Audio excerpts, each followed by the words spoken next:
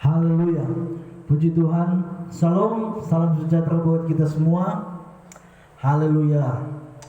Tuhan itu baik. Amin. Kita boleh ada sampai hari ini semua karena kebaikan Tuhan. Puji Tuhan. Baik, sebelum kita menaikkan doa kita kepada Tuhan, sebelum kita bersekutu dalam Tuhan dalam doa, kita menaikkan setiap pergumulan kita kepada Tuhan. Saya ingin membahas satu tema, yaitu mengapa kita harus berdoa, ya kan? Kan Tuhan itu Allah yang Maha Tahu, Dia omniscience, artinya Dia Allah yang Maha Tahu, ya, sehingga tidak ada di bawah kolong langit ini, bahkan tidak ada sesuatu yang tersembunyi di hadapan Tuhan, termasuk isi hati manusia, isi pikiran dan hati manusia yang paling terdalam pun Tuhan tahu, ya kan? Cuma pertanyaannya, kenapa sih kita harus berdoa?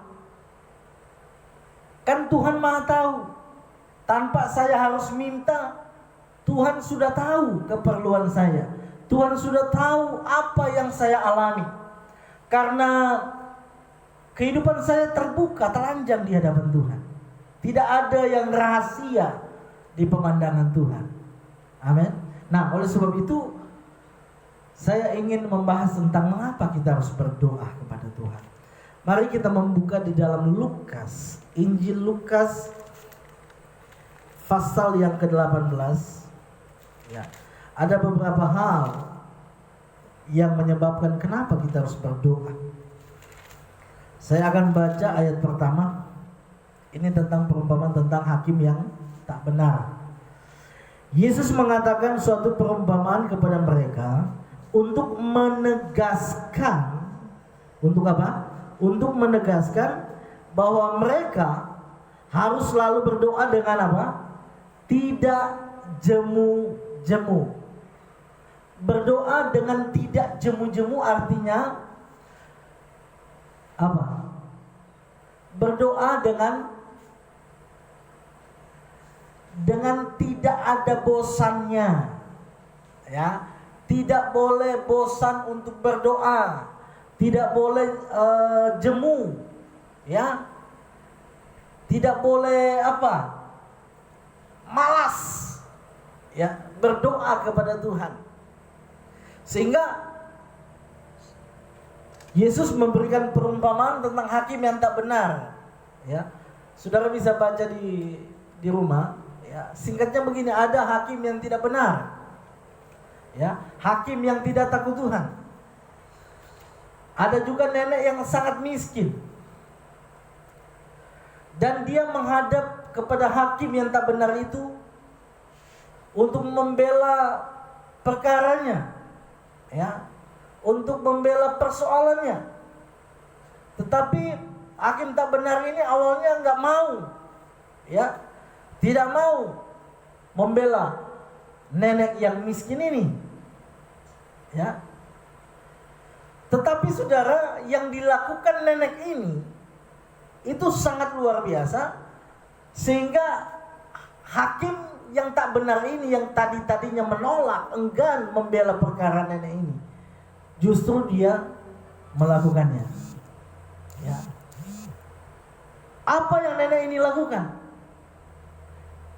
Yang nenek ini lakukan adalah dia tidak bosan-bosannya datang, ya, minta tolong. Dia tidak jemu-jemu, ya, dia tidak putus asa. Haleluya. Sehingga hakim yang tak benar ini, hakim yang tidak kenal belas kasihan ini, justru dia membela perkara daripada nenek ini. Karena apa? Bukan karena dia tergerak belas kasihan, bukan karena dia pengen menolong nenek ini, bukan. Tetapi karena apa? Dia bosan datang-datang terus daripada dia mengganggu. Haleluya. Saudara, ini kontrasnya Kenapa Tuhan kasih perumpamaan ini? Saudara, hakim yang tak benar, jika kita datang terus-terus, dia pasti akan membela. Apalagi Tuhan kita yang benar. Amin. Apalagi Tuhan kita yang penuh dengan belas kasihan. Betul? Apalagi Tuhan kita yang penuh dengan kasih karunia. Oleh sebab itu Yesus menegaskan, Tuhan menegaskan bahwa kita sebagai umat Tuhan, kita sebagai orang yang percaya kepada Tuhan, jangan bosanlah berdoa. Jangan jemu-jemu berdoa kepada Tuhan. Sekalipun doa kita belum dijawab oleh Tuhan, jangan bosan dan saya sudah seminggu, saya sudah sebulan, saya sudah setahun berdoa bagi Tuhan untuk satu hal, tetapi sampai sekarang tidak ada jawaban. Ya sudahlah, ya. Akhirnya kita putus putus pengharapan, putus asa. Betul? Tetapi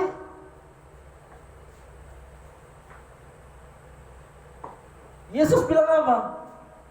Jangan jemu-jemu.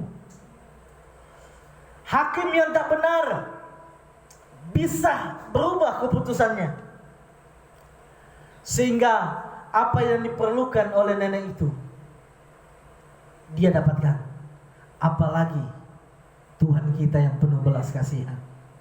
Ketika kita datang kepada Tuhan dengan tak jemu-jemu, kita berdoa, satu hari tidak ada jawaban, satu minggu tidak ada jawaban, berdoa terus, satu bulan tidak ada jawaban, satu tahun tidak ada jawaban, tetap berdoa sampai mujizat Tuhan dinyatakan.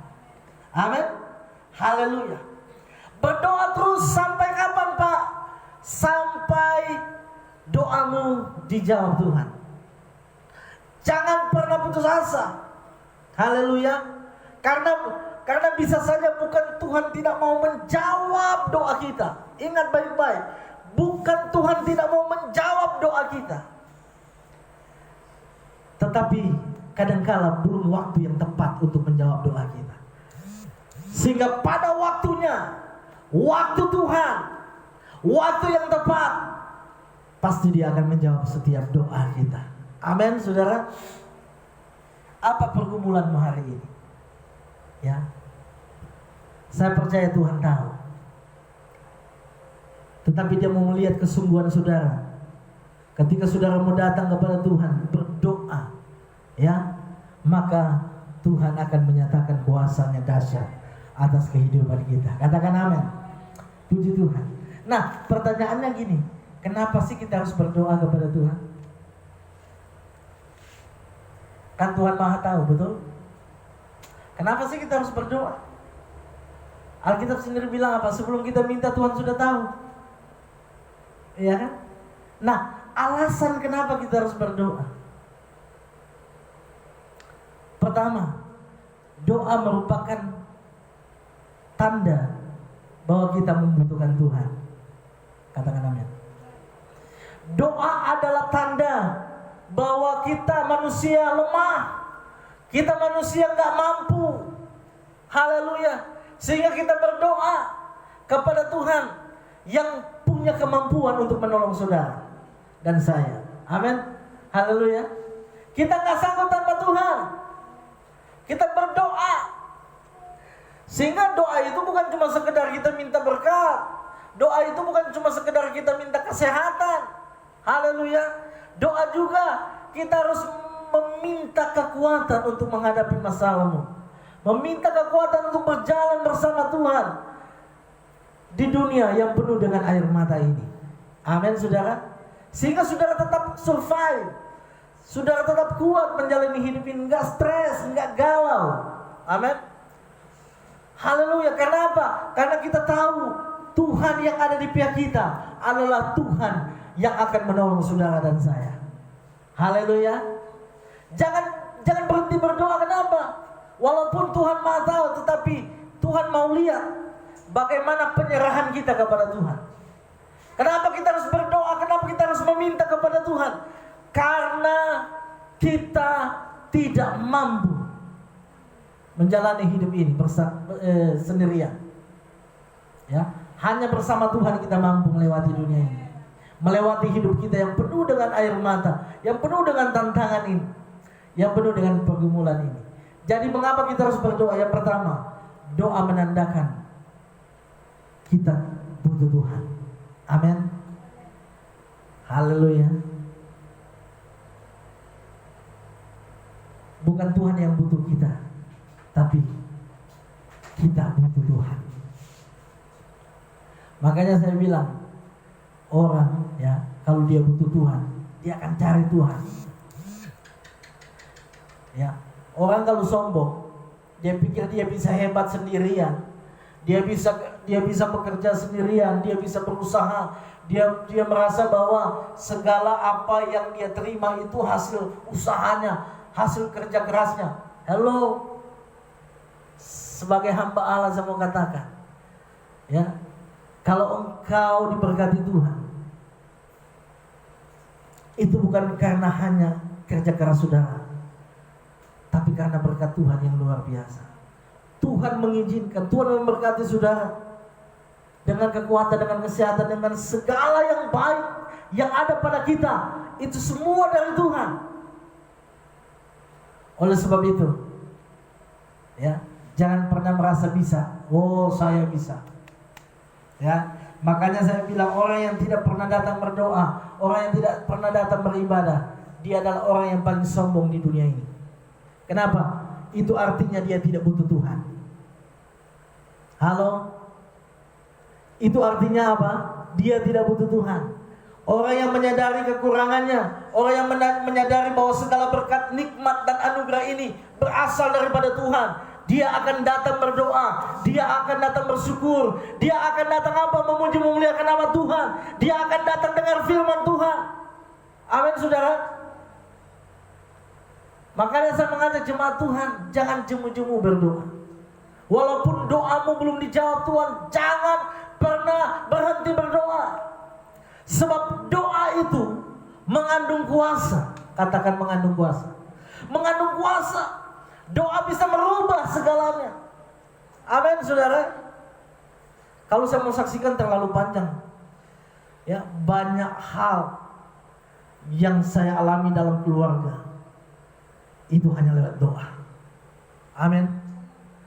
Banyak hal yang saya alami dalam pelayanan sampai hari ini, ya, itu cuma lewat apa? Itu cuma lewat doa. Kalau ada yang bilang, Pak Pendeta, rahasianya apa?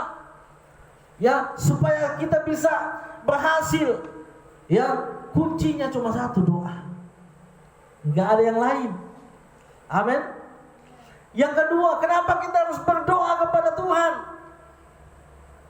Ya, doa menandakan bahwa kita mengandalkan Tuhan, bukan mengandalkan kekuatan kita. Ya, ketika kita datang berdoa itu artinya kita menyerah. Tuhan, saya tidak mampu dengan kekuatan saya butuh kekuatan Tuhan ada pada saya. Amin. Kenapa kita harus berdoa kepada Tuhan? Karena ketika kita berdoa itu menandakan kita mengandalkan Tuhan. Dan Alkitab jelas berkata apa? Orang yang mengandalkan Tuhan akan diberkati. Amin.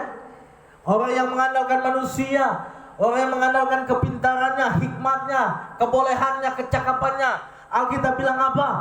Dia akan dikutuk. Iya kan?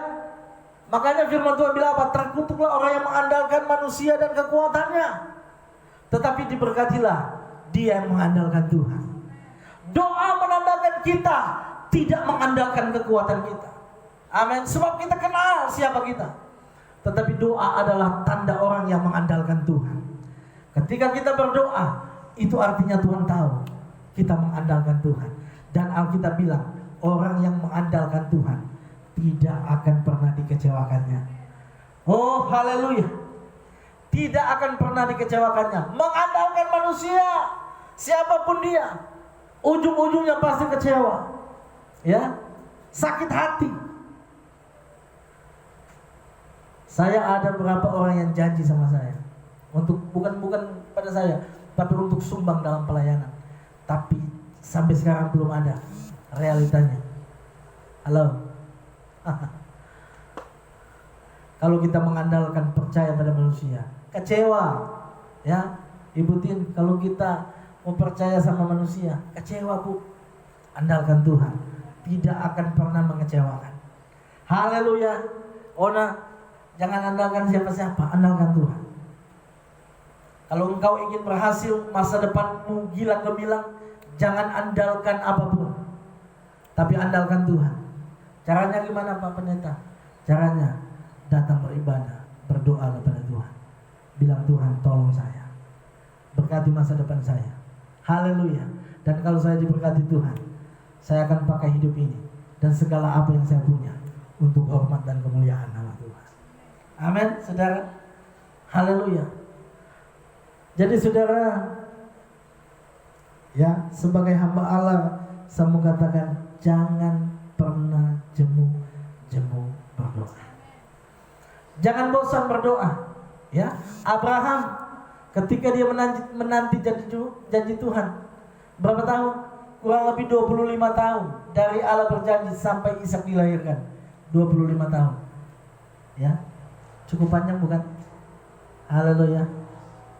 Berapa lama sih engkau berdoa?